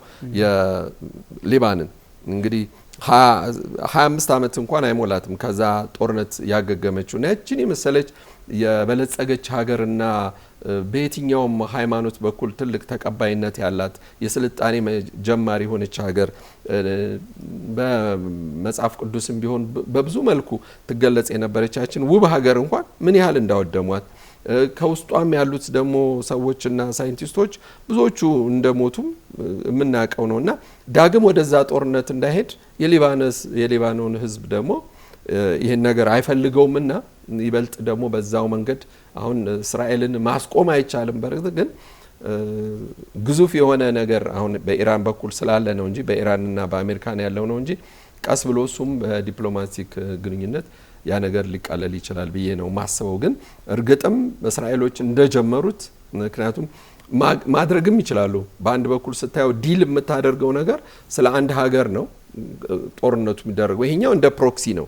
ምክንያቱም ይሄ ለሀገሬ ወይም ደግሞ ድንበሬን እያጠቃች ስለሆነች በሚል ከሄዝቦላ ጋር ያለውን ነገር ማስተካከል ይችላሉ እስራኤሎችም። እሱ ብዙ የሚያሳስብ ነገር አይደለም። በርግጥ የሰው ህይወት ያልፋል። የእስራኤል ወታደሮችም ሞታቸው አይቀርም። በአብዛኛው እንዳየው በታንክ ነው እየገቡበት ያሉት። እግረኛም ጦር ሊመጣ ይችላል። የረቀቀ ነገር እንኳን ቢያደርጉ የሰው ደም መፍሰሱ የማይቀር ነው። ግን ዞሮ ዞሮ ድሉ ቢሆን ብለን ባንተነቢም ግን የጦርነቱ መጨረሻ ግን ሰላም እንደሚሆን ይታወቃል። እነዚህ እንደውም ሰዎች የጋዛና የእስራኤልን ጉዳይ ኮኔክት አድርገው ባያዩት ነው በጣም የተሻለው። ምክንያቱም ጋዛ ላይ ያለው ነገር የሚታወቅ ነው። ጋዛ የሚጠብቀው ኃይል የለም። የጋዛ ህዝብ ስትመለከተው ማንም የሚጠብቀው የለም። ሀማስም ሰዶ ምንድነው መሳደድ ውስጥ ነው አለ የለም የሚባል ኃይል እስከመሆን ደርሷል። ስለዚህ የሚጠብቀው የለም። እዛ ላይ የሚፈጸመው ጥቃት ልክ አይደለም ብትል ይሄ እንደ አንድ ሰው የምትወስደው ነውና ብዙ ሰው ከዛች ከጋዛ አንስቶ የጋዛን ጉዳይ እንደ እንትን ነገር ኦፍ ኮርስ የዚህ ሁሉ ውጥረት መንስኤ የሆነው የጋዛ ጉዳይ እየሆነ መጥቷል። በተለይ ከደግሞ ከኦክቶበር 7 በኋላ ያሉት ነገሮች ከዛ በፊት ጉዳዩ አልመጣም እያልን አይደለም ይታወቃል። ግን አሁን እንደ ኢሚዲየት ኮዝ እነዚህ እየሆኑ ስለመጡ ወደ ኢራን ስትመጣ ግን ስቴት ናት። ሲመቷት ትመታለች፣ በደንብ ትደራደራለች። ጋዛ ላይ የሚደራደር ኃይል አይተን ስለማናቅ ነውና ጋዛ ላይ ያለው ችግር የተፈጠሩት ሁኔታዎች ምናምን እንደዚህ ነው ብሎ ለማስቀመጥም ይመቻል። የጋዛው በቃ ኦብቪየስሊ ልክ የሆነ ነገር ከሰብአዊነት አንፃር እንደዛ ልትመለከተው ይችላል። እስራኤል ላይ ስትመጣ ግን ኢራን ላይ ስትመጣ ግን የጋዛውን ሙሉ ኮንሰፕትን ትተካል መጣ አስቸጋሪ ነው። because እንዳልኩ ነው። እንዲያውም እኮ የሚያሳዝኑት እኮ የጋዛ ጣፋንታ የገጠማቸው እኮ ምንም እንኳን ጉዳቱ ያን ያህል ባይሆንም በማያውቁት እኮ የካታርና የአረብ ኤሚሬቶች ህዝብ ነው አጉል እየተቀጠቀጠ እየተመታ ያለውና ትንሽ ለየት አድርጎ ማየት ያስፈልጋል። እዛ ላይ ያለውን ትሬንድ ይዞ መጥቶ እዚህኛው ላይ ፖለቲካ ልስራ ማለት ወይም ደግሞ በዛ ግንዛቤ ልክ ልቀጥል የሚል ያኑ ችግር የሚፈጥረው ብዙ ሰዎች ላይ ልትመለከተው የምትችለውና ሁለቱም የተለያየ ቨርዥን ያለው ጋዛ ላይ ያለው የሚከላከልለት የሌለ ንጹሃን እስራኤል እስከ ጥግ ገብታ የያዘችው ነው ይታወቃል። ኢራን ላይ ስትመጣ ግን ስትመታ መልሳ የምትተኩስ አገር ነች። ፕላስ ደግሞ አየር ክልሏ ኦብቪየስሊ የማይካደው የበላይነት ተወስዶባት ነበረ። ወደ መጨረሻው ደግሞ ፕሌኖችን እስከ መምታት ደረሰች ምናምን እነሱ ነገሮች እንዳሉ ቢሆንም ፕላስ ደግሞ ከጋዛ ጉዳይ ላይ ስትመለከት ጋዛ እነ ፑቲን ጋር አትደራደርም። የፍልስጤም እነ ቻይና አለን እንደዚህ በመንግስታቱ ድርጅት ምናምን እንትን ቢሉም ልክ እንደ ኢራን የቆመላችሁ የለምና ከዛ አንጻር ሰው ነጠል አድርጎ እንዲያዩ ይፈልጋለሁ እና እዛ ያለችውን እንትን ወደ ኢራንና ድጋሚ ወደ እስራኤል መውሰድ ልክ ያልሆነ አረዳድ ሊፈጥር ይችላል ነውና ትንሽ ይሄ ብሽሽቁ በጣም ከባድ ነው። ብሽሽቁ ስለ በትራምፕና በኢራን ፖለቲከኞችም የትራምፕ የሚጽፏቸው ጽሁፎች ሚዲያ ላይ ማንላቸው ቃላቱ በጣም አስቸጋሪ ነው። ፕላስ ደግሞ በዚህኛው በኩል ደግሞ በኢራን በኩል ደግሞ ያሉትን ስትመለከት በየኤምባሲዎቻቸው በትራምፕ ላይ የሚያላግጡባቸው አይ ቲንክ ሮናልድ ሬገን ሶቪየት ህብረትን አፈረስኩ ሲሉ ፕሬዚዳንት ዶናልድ ትራምፕ ደግሞ ዩኤስኤን አፈረስኩ እያሉ ምናምን እንትን ይሰሩባቸው ነበር የካርቱን አይነት ነገሮች እና እንደዚህ ብሽሽቁ ከባድ ነውና ብዙ ዓለም ላይ እንደዚህ አይነት የተለመደ ነው ብለን ልንወስደው ብንችልም እንኳን በፖለቲከኞቹም ልክ ግን ጥቅምን ዘላቂ ሁኔታዎችን ኢሚዲየት አሁን የተፈጠረብንን ኢምፓክቱን ኢፌክቱን ከማሰብ አንጻር ማየት ያስፈልጋልና ትንሽ ዘለግ ያለ ግንዛቤ እንጂ አንድ ሚሳኤል ስትወነጨፍ ያቺ ሚሳኤል ሄዳ ተላቪቭ ላይ የፈጸመችው ጥቃት ኢየሩሳሌም ላይ ሃይፋ ምናምን ያደረሰችውን ጥቃት መቁጠር 3 ሰው ተጎዳ 5 ሰው ተሞተ እንደዚህ ከሆነ at the same time ቴህራን ምናምን የመሳሰሉ ቦታዎች ላይ ስትመጣ ደግሞ እንደዚህ ሲሆን 3 ሰው ሞተ 4 ሰው ይሄን እየቆጠርክ እንደ ፖለቲካ ድል የሚቆጠር ከሆነ ልክ አይደለም። ባይ ዘ ወይ ኢራኖችም እስራኤሎችም እንደው በቮለንቲር በፈቃደኝነት ህዝብ እንዲደግፋቸው የሚፈልጉ አገራት አይደሉም። ሁለቱም የጠራ ዲፕሎማሲ ያላቸው፣ ሁለቱም የራሳቸው መንገድ ስለማንም የማያገባቸው በራሳቸው ጥቅምና ልክ ብቻ የተሰፉ ትልቅ አገራት ናቸው። ሁለቱንም እንደዛ ነው የሚታሰበው እንጂ ቮለንቲር ግን በጣም በጎ ፈቃደኛ አላቸው ሁለቱም በእስራኤል በኩልም በኢራን በኩልም እና ትንሽ መሀል ላይ የሆነ አውድ መፍጠር ያስፈልጋል። ኦፍ ኮርስ መሀል ላይ ስትል አሁን ለምሳሌ በኢራን በኩል አለው ብሎ የሚያስብ ሰው ምንም ብታወራ ስለ እስራኤል በጎ ነገር እያወራ ነው የሚመስለው። በእስራኤል በኩል ያለው ወገንም ደግሞ ስታስበው የፈለገ አይነት ሀሳብ ብታነሳ ስለ ኢራን ከፍታ እያወራ ነው የሚመስለውና ይሄ እንዲህ አይነት ነገር የፈጠረ ጦርነትም ስለሆነ ፈታኝ ጊዜ ነበረ ለብዙ ሚዲያዎችና እንደው ዘላቂነት ይኖረው የሆነው የሚል ጥያቄ አለ። አሌክስ የዘላቂነቱን ነገር እንዴት ልታዩ ትችላለህ? ዘላቂነት ብለን የምንለው ነገር እንዳልከው ቅድም በተወሰነ መልኩ ጠቃቅሰው ነበርና ዘላቂነት ብለን ስንል የእስራኤል ተስፋ ምን ይመስላል ወደፊት፣ የኢራን ተስፋ ምን ይመስላል ወደፊት ነው። ስለዚህ ኢቭን ጦርነቱን እንኳን ቢያቆሙላቸው ኢራን ላይ የሚደርሰው ኢራን መልሳ ልትተኩስ አትችልም። ሙሉ ለሙሉ የተኩስ አቁም ቢሆን። ሁለተኛ እንደገና ደግሞ ብዙ ጄኔራሎቿ ብዙ ፖለቲከኞቿ አልቀዋል። እነሱ ደግሞ የተኳቸው ብዙ ጄኔራሎች ኮሎኔሎች መልሰው ጄኔራል ይሆናሉ። ፖለቲከኞቹም እንደዛ።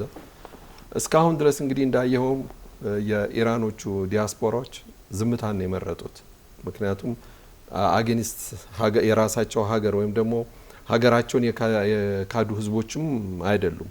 የተወሰኑትም ቢሆኑ ይጽፋሉ በትዊተር ገጾቻቸው ላይና ኢራን በዚህ መልኩ እንኳን እንድትጎዳ አይፈልጉም። በፊት ይቃወሙ የነበሩት ሁሉ ዘላቂነት ብለን ስንል ተራ ነው የሚሆነው። አየህ ተራ ነው ስንል ፈርስት አሁን ጋዛ ላይ የነበረ ነገር አለቀ። አሁን ወደ ኢራን ዞሩ። ከኢራን በፊት ማነች ቬኔዙዌላን አደረጉ። ስቲል አሁንም ቢሆን ዶናልድ ትራምፕ የሚያዩት ነገር ከገንዘብ ጋር የተያዘ ነገር ነውና በዛ በጆንያ የታጨቀ ዶላር ምልክት ድሮ አሜሪካን ኢምፔሪያሊዝምን በልጅነታችን ሲሰደቡ ሁልጊዜ ሳኩን ሰራው ነበረ በእርሳስና ያችን ይዘው ነው አሁንም የሚጓዙት ያሉትና ሰውየውን ሀይ የሚላቸው ሰው የለም ማለት ይቻላል። ምክንያቱም ከአጠገባቸውም ያለውም ሰው ተወሰነ መልኩ ሚዲያውም ላይ ሳታዩ አልተቀረህም የሆነ ሜዳሊያ የሚሰጥበት ሰዓት ነውና ዶናልድ ትራምፕ ሳምባዲ ከሆነ ሰው ጋር ሊያወሩ ይፈልጋሉ፣ ግን ማንም ሰው አይሰማቸው። አየው ዳይሬክት አይ ኮንታክት እንኳን የላቸውም ብዙዎቹ። ይሄ አሁን ለዶናልድ ትራምፕ ምናቸውም አይደለም። እሳቸው የሚፈልጉት ሀሳብ ወይም ደግሞ ፍላጎታቸውን መፈጸም ብቻ ነው። ከሌላ ጋር ፈልገው ከእስራኤል የእስራኤልንም ጥቅም ለማስከበር ምናምን ብለው አይደለም። በቃ እኔ ያልኩት ነገር ታስታውስ ነው ከዚህ በፊት ይናገሩ የነበሩትን ቃል በቃል እዚህም ተናግረናል። እኔ የምፈልገውን ነገር አደርጋለሁ፣ የሚስማማኝን አደርጋለሁ። የተባበሩ መንግስታት ህግ ወይም ደግሞ የሰው ልጅ ህግ ተብሎ በዓለማዊውም በሃይማኖታዊም የሚባለው ነገር ምንም አይነት ህግ አይገዛኝም። ለአሜሪካን ጥቅም ነው ብዬ የማስበውን ሁሉ አደርጋለሁ። ስለዚህ ያደርጋሉ፣ ሊያደርጉት ይችላሉ፣ ሀገሪቷን ሊያፈራርሷት ይችላሉ። ግን አሁንም ቢሆን በሳንክሽኑ የሚቀጥሉ ቢሆን ኖሮ እንግዲህ በሳል አመለካከት ቢኖራቸው ኖሮ የኒውክሊየር ኃይሉን ምናምኑ ለእስራኤልም ለአሜሪካንም የሚያሳስብ አይደለም። ይሄ ቴክኖሎጂ ከየት ተነስቶ የት እንደሚደርስ ምን ጊዜ ይታወቃል አይደለም እንዴ? የሚታይ ነገር ነው። ሁለተኛ እንደገና ደግሞ ከእስራኤልም ወይም ደግሞ ከአሜሪካንም እይታ የጠፋ የኒውክሊየር ቴክኖሎጂ የላቸውም ኢራኖች። እያንዳንዷን ነገር ያውቁታል። ኢቭን ለነዚህ መሳሪያዎች መበልጸግ የቻይናና የሩሲያ እጅ በከፍተኛ ሁኔታ ከራሷ ከፊዚክሶች የፊዚክስ ባለሙያዎቿ ጋር ቁርኝት ቢኖራቸው በነዚህ በሩሲያና በራሻ ምክንያቱም ኒውክሊየሯን ልታበለጽግ የምትችልበትን ብዙ ነገር እየረዷት ያሉት ቻይናና ሩሲያ ናቸው። ስለዚህ እነዚህ ሀገራት ብቻቸውን ብዙ ነገር ሊያደርጉ ይችላሉ። ግን አሁንም ቢሆን ይሄ ነገሮች እንዳይባባሱ በሚል ከእስራኤልም ማነው ከይቅርታ ከሩሲያም ወይም ከቻይና በኩል እሷ ይህንን የኒውክሊየር ኃይሏን እንድትጠቀም አልገፋፏትም ወይም ደግሞ እስከ መጨረሻውም አልሄዱባትም። ስለዚህ መጀመሪያ ላይ ቀደም ብሎ በነበረው በ1950ዎቹ መጀመሪያ ላይ እና አሜሪካን ሩዝቬልት በወቅቱ በነበሩ ሰዓት ሰላማዊ የሆነውን አቶሚክ ፓወር እንድትጠቀም ሁሉ አናውንስ ያደርጉ የነበሩት አሜሪካኖች ናቸው እና ያንን እንኳን ነገር ሊተውላት አይችሉም። ስለዚህ ቀጣይ ብለን ወይም ደግሞ ወደፊት ይመጣል ብለን የምንለው ነገር ይህ ጦርነት የማይመጣ የማይቆም ከሆነ ዳፋው ዞሮ ዞሮ ትንሽም ቢሆኑ ሁቲዎቹ በዚህ በቀይ ባህር በኩል ምናም ብለን ብንል ምናልባት እሱም የሳምንት የ15 ቀን ወይም ደግሞ የወር ጦርነት ቢኖር እንኳን ለኛ ወይም ለአውሮፓውያኖችም ራሱ በጣም ከፍተኛ ጉዳት የሚያደርስ ነው። ስለዚህ በቀጣይነት ሊታይ የሚችለው ዶናልድ ትራምፕ የሚባሉትን ሰው ይሄ በዲፕሎማቲክ መንገድ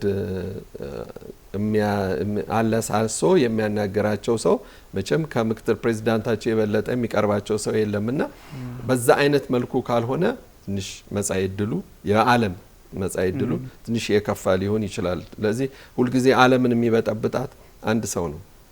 ኢትዮጵያን ይበጠብጥ የነበረ ሙሶሎኒ ነው። ዓለምን ይበጠብጥ የነበረው ሂትለር ነው። ሁሉም እጣ ፈንታቸው ግን መጨረሻ ላይ ሞት ነው፣ ሌላ ነገር የለውም እና ሁሉም በየመልኩ በየራሱ ይሄ የልብ ንጽህናን ይዞ መጸለይ ቢያስፈልገውም ግን በቃ በዚህ ጉዳይ ላይ ሌሎች ሀገራትም ሌላ እኮ ምንድነው በሌላው ቦታ ላይ የደረሰው ነገር በእኔም ላይ ሊደርስ ይችላል ብለህ ልትለው የምትችለው ነውና ለዚህ ነው ቅድም ተራ ያልኩት ወረፋ ነው። ስለዚህ አሜሪካኖች ይሄን ደግሞ ሲጨርሱ ደግሞ ወደ ሌላ ሊዞሩ ይችላሉ። በእርግጥ የዩክሬንና የሩሲያ ጦርነት አሁን የአውሮፓ ኢንተረስት ስለሆነ ነው እንጂ በ2030 ነው አይደለም ከሩሲያ ጋር በቀጥታ ጦርነት እንጀምራለን ብለው አውጀዋል ኦሬዲ። ስለዚህ ለዛ ደግሞ ዝግጁ እንደሆነች ሩሲያ ትናገራለች። ሩሲያ ኦሬዲ ጦር ሰራዊቷን ለሶስት ምድብ ከፍላለች። ፈርስት ክላስ ኤሊት፣ ሰከንድ ክላስ ኤሊት፣ ሰርድ ክላስ ኤሊት ብለው የሚሉትን ነገር ማለት ነው።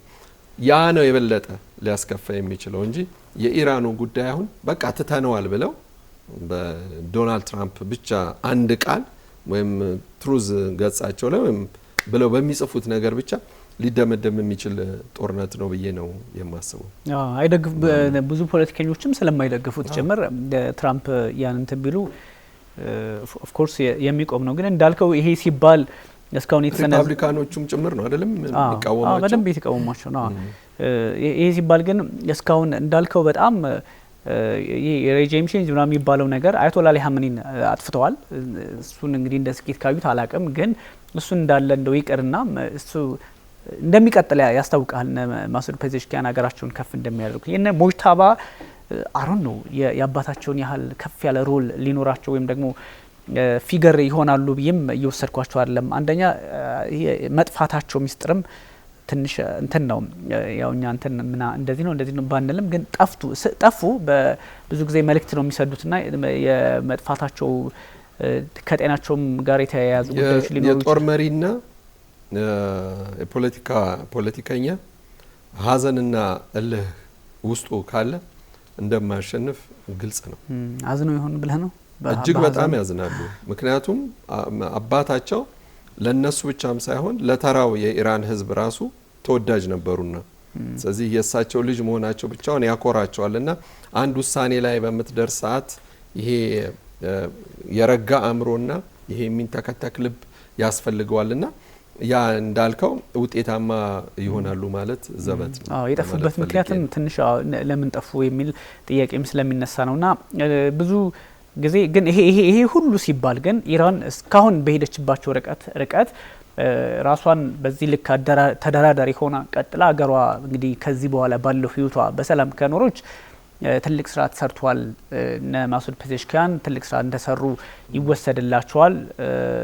ግን ይህ ሲባል ደግሞ እስካሁን የለፋችባቸው ስንት ዘመናት የሄደችባቸውን ከ79 አንስቶ እንደ በተለይም ከ90 በኋላ ከሶቪየት መፍረስ በኋላ የፈጠረቻቸውን የጦር መሳሪያዎች የተኮሰቻቸው ሁሉ ሚሳይሎች እነዚህ ሁሉ የአየር መከላከያ ስርዓቶቿ ኢላማ ውስጥ አልገቡም ማለት ወይም ደግሞ በብዙ አመት እንደዚህ አይነት ድጋሚ የምትሄድበት ርቀት አልተመለሰችም ማለት አይደለም።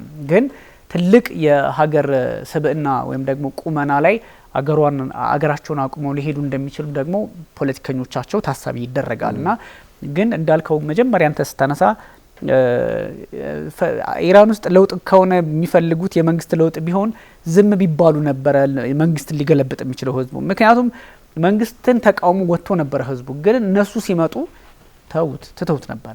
ይሄ እንግዲህ አንድ ናሽናሊስት የሆነ ማህበረሰብ ናሽናሊስት መሆን ኔጌቲቭ ኢምፕሊኬሽን አለው ብለው የሚወስዱ ቢኖሩም ግን ደግሞ ናሽናሊስት በሀገር ላይ በጥቅም ላይ በጉዳት ላይ መሆን ደግሞ ክፋት የለውምና እሱን የምትመለከተው ነው። ትራምፕ ብዙ ጫና ስላለባቸው ነው እንዳልከው ሪፐብሊካኖቹም ዴሞክራቶቹም ጣጣ ያመጡባቸዋል። ሲጀመር የተለያዩ የኮንግረስ ሰዎች ሎሜከርስ የሚባሉት ጭምር 25ኛ አመንድመንት የሚባል አለ 1950ዎቹ ላይ 58 ወይ 50 ምናምን 54 6 አካባቢ ወይም 65 በፈረንጆቹ አቆጣጠር የወጣ እና እሱ 25th አመንድመንት የሚባለው 25ኛው ህገ መንግስታቸው ማሻሻያ በእንደዚህ አይነት ሁኔታዎች ፕሬዚዳንቱ አናብል ሲሆኑ ማስተዳደር አልቻሉም ብለው ሲያስቡ ኢንቮክ ትደረጋለች። እሷን ተወስዶ በዛ ምክንያት ጥያቄ ሲጠየቁ ነበርና እንደውም ሴክሽን 4 በሚለው የተለያዩ ደረጃዎች ተቀምጠው ሰውየው ካልቻለ ምንድነው የሚሆነው ቫይስ ፕሬዚዳንቱና የዛ ፓርቲ አብዛኛው ድምጽ ሰጥቶ ስልጣን እስከ ማንሳትም የሚደርሱበት አለና እሱን ሁሉ ኮንሲደር እስከ ማድረግ ነበረ። ይነሳሉ ማለት አይደለም፣ አይተንም አናውቅም እንደዚህ አይነት ነገሮች። ለተወሰነ ጊዜ ሽግግር ያደርጉባቸዋል በጤና በመናምን ለሰዓታት ለምናምን እንጂ የሚጠቀሙበታል እንጂ እንትን መንግስት ይቀይሩበት አይተን አናውቅም። አይሆንም ግን እንዲህ አይነት ጫና መኖሩ ሪፐብሊካኖቹ ሄማ ነገ ከነገ ወዲያ እንዳንመረጥ ያደርጉናል። ትራምፕ አክቹሊ ከዚህ በኋላ ፕሬዚዳንት የመሆንም እንትን የላቸውም። ከሆኑም ደግሞ ትንሽ ንጉሳዊ ሆነው የመሆን እድል የላቸውም። ኦፍ ኮርስ በጤናቸውም በእድሜያቸውም በብዙ ነገራቸው የመሆን እድል የላቸውም። እሳቸውም ህገ መንግስቱም አይፈቅድላቸውም። 2 ታይምስ መርተዋል። እነዚህ ነገሮች ስላሉ በተወሰነ መጠን ግን ወጣቱ እንዳልከው እንደነ ጄዲ ቫንስ ያሉት ደግሞ በጥሩ እድሜ ላይ ያሉት የነገን የፖለቲካ ካሪራቸውን እንደ ሪፐብሊካን ማጣት ስለማይፈልጉ ትራምፕ ላይ ጫና ይፈጥራሉ ከሚል አረዳድ ነው። ማሳሪያ ዋናው አንቀጽ ትክክል ነው። ሜቢ ሌላ ሀሳብ ካለ እንደው ጠቅላላ ያለ ነገሮች እንደዚህ አይነት ጉዳዮች እንግዲህ ያው ዞሮ የዚህ የሁለቱ ሳምንታት ውጤት ነው ቀጣውን መጻኢ ዕድሉን የሚወስነው። ነገር ግን እንዳልኩ አሁንም ቢሆን ኢራን አሸናፊ የምትሆንበት ሌላው ያልታየው መንገድ ምንድነው? የእስራኤልን የአሜሪካንን የመከላከያ ኃይል ጥሳ ጉዳት ማድረሷ ወደፊት በዚህ በጦር መሳሪያ ሽያጭ ላይ ትልቅ የሆነ ትሬድማርክ ያገኘች ብራንድ ያገኘችበት ወቅት ነውና ያንን ደግሞ ለማድረግ ምናልባት የኢራን የእስራኤል ፖለቲከኞች ወይም የጦር አመራሮች የማይፈቅዱላት ከሆነ ብቻ ነው እንጂ በዚህ በኩል በወታደራዊ መሳሪያዎቿ ልማት ላይ ግን እጅግ በጣም ከፍተኛ የሆነ ግዙፍ የሆነ ድል እንዳገኘችበት ነው የሚቆጠረው። አቅም እንዳላት ልክ እንደ አሜሪካኖች ኩባንያዎች እንደ ማርቲን ሎክሂድ እንደሚባሉት አይነት ኦፍ ኮርስ ወደዛ የጦር መሳሪያ ሽያጭ እንትን ውስጥም ልገባ ትችላለች። እሱ እንደ እንትን ሊፈጥርላት ይችላል። ጉዳቱ እንዳለ ሆኖ የሚለው ነው። ያ ማለት ማገገም የምትችልበት በዚህ ብቻ ነው ሊሆን የሚችለው። እንዳልከው ደግሞ ማዕቀብ የሚባለውን ታሪክ አሁንም ምዕራቡ ጠንካራ መሰረት ላይ ያለ ኃይል ስለሆነ ከዛ አንፃር ችግሮች ሊፈጠሩ ቀደም እንዲያውም ስንነጋገር ከነበረው ውስጥ በመሀል ላይ ዘንግቼው ነው እንጂ ይሄ ፍሪዝ ያደረጉ አሴት አላቸው አይደል?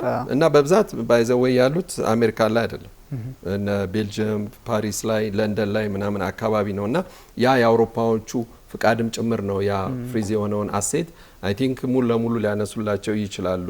በሌላ በግልጽ የነዳጇን መሸጥ ምናምን የሚለው ነገር ቢከለክሏትም ግን ፍሪዝ ያደረገውን አሴቷ ግን በብዛት ያለው አውሮፓውያኖቹ ስለሆነ አውሮፓውያኖቹ ደግሞ እንዳየኸው መልካም ግንኙነት ነው ያላቸው ለኢራን። ኦራይት እነዚህ ነገሮች ሁሉ እንግዲህ ታሳቢ ይደረጋሉ። አፍተር ኦል ግን ዓለም በተወሰነ መጠን እንግዲህ ከባድ ምሽት ነበረ፣ ያሳስብ ነበረ። እሱ ላይ እንግዲህ በተለያዩ ጥረቶች መፍትሄ መጥቷል። ለሁለት ሳምንትም ይሁን ለቀጣይነት እንግዲህ የምናየው ቢሆንም ለጊዜው ግን ዓለም እፎይታ ሆኗል። ያንተና የኔም ውይይት ቶኑ ረገብ ያልና የተለየ ሆኗል። አሌክስ እጅጉን አመሰግናለሁ። ቴንክ ዩ። አመሰግናለሁ። ኦራይት ውድ ተመልካቾቻችን ስተከታተሉት የነበረው የኤንቢሲ ዓለም አቀፍ ነው የመካከለኛው ምስራቅ ጉዳዮችን በተለይም ከሆርሙዝ ሰርጥና ከድርድሩ አንጻር ለሁለት ሳምንታት የተራዘመው የፕሬዚዳንት ዶናልድ ትራምፕ ጥቃት ፈጽማለው የጊዜ ገደብ ደግሞ ምን አይነት አንደምታ አለው የሚለውን የኢራንና የተለያዩ የአረብ ሀገራት በተለይም ደግሞ የገልፎቹ ሚና ምን ሊሆን ይችላል፣ ኢራንስ በምን መንገድ ይህን ድርድር ልትመራው ትችላለች የሚለውን ሰፋ አድርገን አንስተናል። አለማየሁ አሊና ቢኒያም ካሴ አብራችሁ ቆይታ አድርገናል። ቸር ጊዜ ይሁንላችሁ።